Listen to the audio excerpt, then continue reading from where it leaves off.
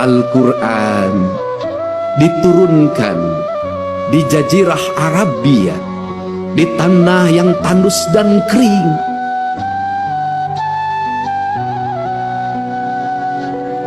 di mana orang mengalami kesulitan untuk mendapatkan air.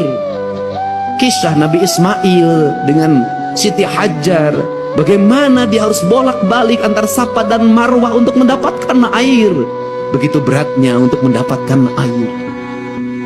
Rumput-rumput mengering, batu-batu bertebaran, debu-debu berserakan.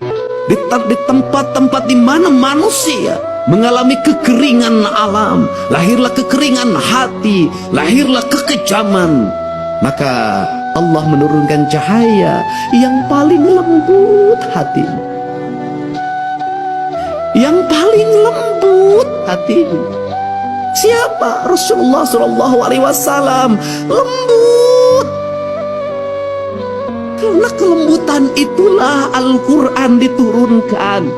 Tidak mungkin Al-Quran turun, nur cahaya kebenaran yang hadir ke hatinya Kanjeng Rasul, kalau Kanjeng Rasul tidak memiliki kelembutan hati yang lebih lembut dari sutra apapun, tidak mungkin. Maka dari kelembutan itu lahirlah ucapan-ucapan yang lembut.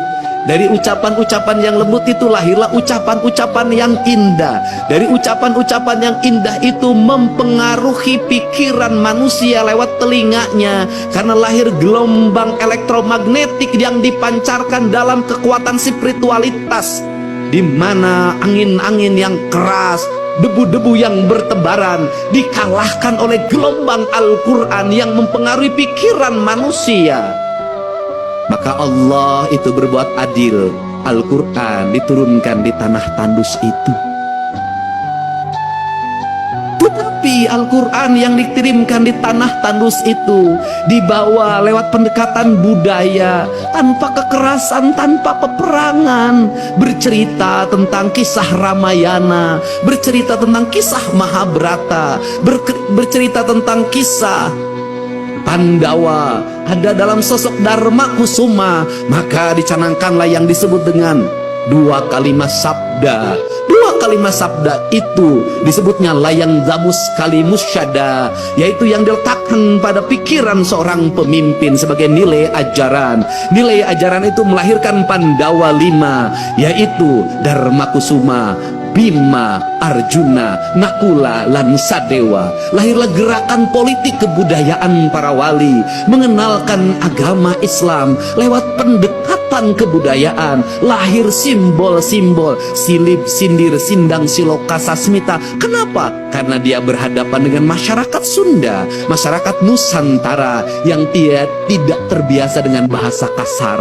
Dia terbiasa dengan bahasa simbol, bahasa makna. Karena dia terbiasa bahasa simbol, bahasa makna, maka masuk dalam ajaran, dalam pembelajaran. Quran pun disampaikan dalam pembelajaran dan ajaran.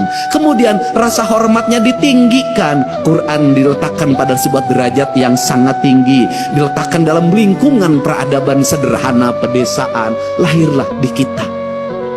Apa keuntungan kita? Keuntungan kita lebih dari orang Arab. Keuntungan kita lebih daripada Jazirah Timur Tengah. Kenapa keuntungannya? Kita mendapat dua. Satu, kita mendapat Al-Quran sebagai sebuah produk nilai ilahiyah yang memiliki nilai estetika yang sangat tinggi. Tetapi juga kita dilahirkan pada sebuah alam pasundan yang sangat indah. Ketika Quran bercerita tentang air yang jernih di surga, ketika Quran bercerita tentang hamparan gunung yang indah di surga, ketika Quran bercerita tentang buah-buahan yang nanti ada di surga, seluruh cerita-cerita itu sebenarnya adalah realita hidup yang kita dapati. Itulah Ciwidey, itulah Cipanas, itulah Pangalengan, itu realitas dunianya. Untuk itu, karena kita sudah diberi peradaban surga yang nanti akan kita capai surga keabadian, maka pesan saya, kalau mencintai Al-Quran, rawatlah Cipanas sebagai simbol surga kesucian. Rawatlah Ciwidey, rawatlah Pangalengan, Lawatlah gunung-gunung itu yang melahirkan air yang mengalir, bak sepenggal tanah yang diturunkan dari surga. Lawatlah pohon-pohon itu, karena itu adalah alam yang digambarkan oleh Allah dalam Al-Quran.